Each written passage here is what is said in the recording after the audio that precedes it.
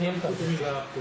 अब कोई और मैंने ये फार्म भरे हैं ना, अब कोई जरूरत नहीं है, इससे सारा कुछ मिला। तो वो 1,00,000 रुपये वर्ष है इनकम, क्या इससे कम कर नहीं सकते हैं। और मेरी परिवार पेंशन पत्र लेने के लिए आई है। कार्ड निकाल के दो। पहचान पत्र तो ये है कपिया का पंचकुलर उनके परिवार से ये कार्ड लेंगे। विजय सीमा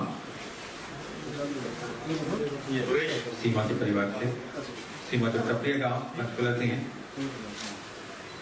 उनके परिवार के एक सदस्य अपने परिवार का पहचान पत्र लेने के लिए आ रहे हैं। कन्हैया सिंह बट्टावाला प्रवीण कुमार पंचकुला से। प्रवीण कुमार विभाग आपको बताएगा इस योजना के लाभ के पात्र आप बन गए हैं, आपको घर बैठे लाभ और प्रवीण अजय बड़ा बदलाव को दिया है। कुछ बाद मान लेगा अपना नाम, पंचकुला बाप का नाम, परिवार पहचान गाँव, ले रहे हैं। इनकम, जाति, इसका सबका जब साइन करने से पहले आप इसका मिलान कर ले। जीत सिंह इनके बाद हरिओं नकल के का मिला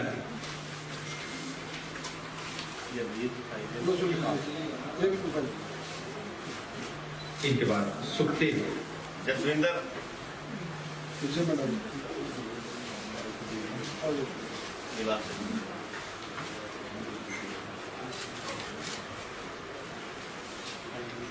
हरिओं के बाद सुखदेव टपरिया गांव पंचकुला। जेब में डालो इसको, जेब में। गुलशन कुमार इनके बाद जैसे हमने आपको इनके बाद श्री राम पंचकुला। आप तो मिले तब ठीक है क्या पर डॉक्टर साहब? कार्यक्रम था उससे किन लोगों को लाभ मिलने वाला है और किस तरीके से लाभ मिलने वाला है। आज जो कार्यक्रम रखा गया इसमें माननीय मुख्यमंत्री जी ने पंचकुला से पूरे हरियाणा राज्य के लिए परिवार पहचान पत्र जो है इनका डिस्ट्रीब्यूशन का कार्यक्रम आयोजित किया गया था और हरियाणा के सभी जिला मुख्यालयों पे भी ये कार्यक्रम आयोजित हुआ। इसके तहत करनाल जिले में हमने 20 ऐसे परिवारों को परिवार पहचान पत्र दिए हैं जो इस स्कीम में आइडेंटिफाई हुए थे। हमारे जिले में अब तक ये सर्वे 2,76,803 जो परिवार हैं वो चिन्हित करके इनका सर्वे हो चुका है और आने वाले समय में इन सभी परिवारों को ये कार्ड वितरित कर दिए जाएंगे। इस कार्ड का मेन लाभ ये रहेगा कि जितनी भी सरकारी योजनाएं हैं उनको एक सिंगल विंडो के जरिए इस कार्ड के थ्रू अवेलेबल कराई जा सकती है। इसके लिए जो भी परिवार, क्योंकि उनका सबका डेटा इस कार्ड में सम्मिलित है, जो भी योजना उस परिवार को सूट करती है, उदाहरण के तौर पे अगर कोई वृद्धावस्था पेंशन के लिए हकदार होता है या कोई स्कूल में छात्रवृत्ति के लिए हकदार है या वोट बनवाने के लिए किसी की एज 18 ईयर्स हो जाती है, तो वो उस योजना का जो मैसेज है वो उस परिवार के मोबाइल नंबर पर, संबंधित मोबाइल नंबर पर चला जाएगा और उसको बता दिया जाएगा कि आप इस स्कीम में लाभ लेने के लिए अब एलिजिबल हैं, इसलिए आप अपने जो जो डॉक्यूमेंट्स हैं वो वहाँ जमा करा दें और आपको पेंशन मिलनी शुरू हो जाएगी या छात्रवृत्ति मिलनी शुरू हो जाएगी। तो अगर लमसम मोटे तौर पे देखें तो ये जो परिवार पहचान पत्र की जो स्कीम है उसका उद्देश्य ये है कि जो सरकार, जो गुड गवर्नेंस है, सुशासन है, वो लोगों को खुद उनके द्वार पर जाकर के दे। यानी कि लोग जो है वो खुद सरकार के पास अपना फायदा स्कीमों के तहत लेने आने की बजाय सरकार खुद उनके घर जाकर के, उनके डोरस्टेप पे जाकर के उनको सूचित करे कि आप इन स्कीमों का फायदा ले लें। तो ये सुशासन के तरफ एक नया कदम है और बड़े गौरव की बात है कि हरियाणा पूरे भारत में पहला ऐसा राज्य है जिसने इस तरह का स्टेप लिया है। मैं इसके लिए सभी जिलावासियों को बधाई देता हूँ और प्रशासन की तरफ से हम सबको आश्वस्त करना चाहेंगे कि आने वाले 3 महीनों में जिले के जितने भी परिवार हैं उन सबको हम इसमें कवर करेंगे और कार्ड वितरित करेंगे। अगर किसी भी बेनिफिशियरी को लगता है कि कार्ड में कोई कमी है तो अपने गांव के या अपने शहर के वार्ड के CSC सेंटर में जाकर के अपनी डिटेल नोट करा करके उस कमी को ठीक करवा सकता है। उसके बाद आने वाले समय में धीरे धीरे सरकार की सभी जो कल्याणकारी योजनाएं हैं उनको इस कार्ड के जरिए लोगों तक पहुंचाया जाएगा, इस कार्ड से जोड़ा जाएगा। क्या रहने वाला है, किन लोगों को इसका लाभ मिलने वाला है? ये जो कार्ड है ये तो सभी परिवारों को समान रूप से दिया जाएगा, इसमें किसी तरह की कोई बाउंडेशन नहीं है।